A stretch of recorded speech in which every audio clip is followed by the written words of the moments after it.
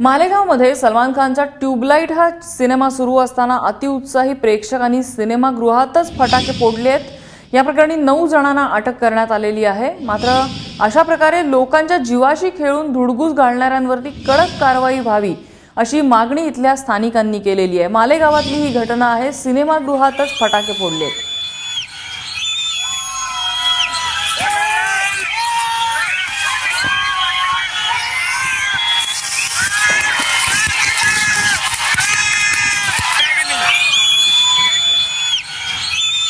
अजय सोनवणे आमचे प्रतिनिधी आपल्या सोबत आहेत। अजय, हा नेमका प्रकार कधी घडलेला आहे? या घटनेमध्ये कोणी जखमी झालाय का?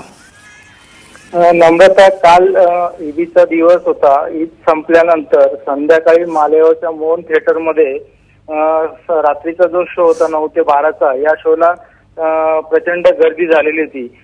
थोडक्यात सांगायचं तर यंत्रमाग व्यवसायाला सुट्टी असल्यामुळे आणि मालेगाव शहरात करमणुकीचं एकमेव एवढे हे साधन आहे की सिनेमा थिएटर, की जिथे प्रेक्षक दर शुक्रवारी संध्याकाळी गर्दी करत असतात।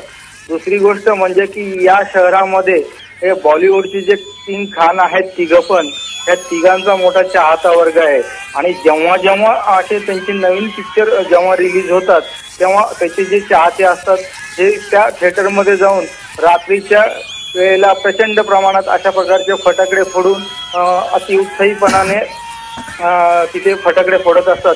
आणि त्याचा तो जो त्रास आहे तो इतर प्रेक्षकांना होतो। काल झालेल्या घटनेत फारसं कोणाला त्रास झालेला नाही किंवा कोणी जखमी झालेलं नाही, परंतु तातडीने हॉटेल ह्या थिएटरच्या मालकांनी पोलिसांना इन्फॉर्म केल्यामुळे या प्रकरणामध्ये पहिल्यांदाच 9 जणांना अटक झालेली आहे। यापूर्वी एका अन्य दुसऱ्या थिएटरमध्ये सलमानचा एक पिक्चर लागलेला होता, त्यावेळेलाही अशाच प्रकारची घटना घडलेली होती। मात्र त्या प्रकरणामध्ये कोणीही समोर येऊ शकलं नाही आणि पोलिसांना अखेर थिएटर मालकाच्या मॅनेजरवरती गुन्हा दाखल करावा लागला होता की लोकांना त्याचा त्रास होतो आणि त्याच्यामुळे इतर प्रेक्षक जे आहे त्यांना खूप त्रास सहन करावा लागतो म्हणून। नक्कीच अजय, ही गंभीर बाब आहे की अशा प्रकारे या घटना घडत होत्या मात्र कोणीही समोर येत नव्हतं। मात्र यावेळेला तक्रार झालेली आणि 9 जणांना पोलिसांनी ताब्यात घेतलंय।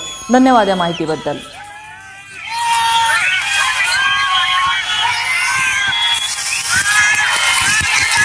पुन्हा एकदा आपण ही दृश्य पाहूया, कशा प्रकारे चित्रपटगृहात आतमध्येच फटाके फोडण्यात आले होते। या ठिकाणी कोणतीही दुर्घटना होऊ शकत होती। या ठिकाणी एखाद्या वाकड्या तिकड्या दिशेने हा फटाका गेला असता तर कोणाला तरी भाजलं असतं या ठिकाणी किंवा आग लागू शकत होती।